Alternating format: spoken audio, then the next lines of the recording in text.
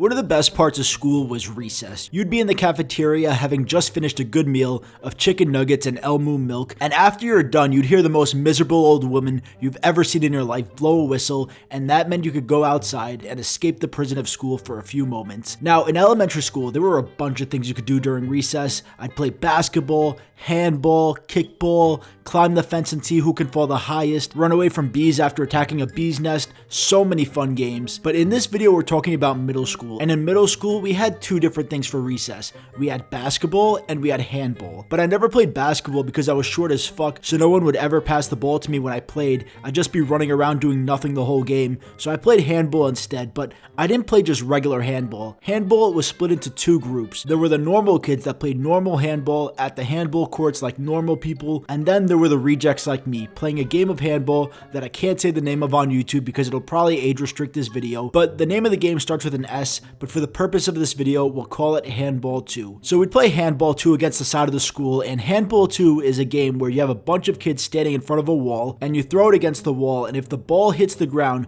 you keep going, but if the ball gets caught by another player before touching the ground, or you try to catch the ball and drop it, then you have to sprint for your fucking life to the wall and tap the wall, and while you're sprinting, you have the chance for Big Billy in the back to throw the ball at you so hard that you will never walk normal again. It's a really fun game. One of the worst downsides about playing any sport is getting hit in the balls, but in Handball 2, it's even worse. I remember playing one day, and someone threw the ball against the wall, and as the ball bounced off, it flew back directly to my testicles. Now, obviously, getting hit in the balls sucks. I remember playing soccer as a kid and getting hit in the balls, and that shit hurt so much. But luckily, during that time, I was like 8 years old, and I think my balls barely existed. But getting hit in the balls with a handball, where it has a more precise hit zone, and you're in the peak of your ball's development, was like getting hit with the Mortal Kombat fatality. This was some of the most pain I had ever gone through. I was literally fucking crying and shit, and I just laid there dealing with the pain as the other kids stood around me like, damn, what a fucking pussy. And after that day, I never played Handball 2 ever again.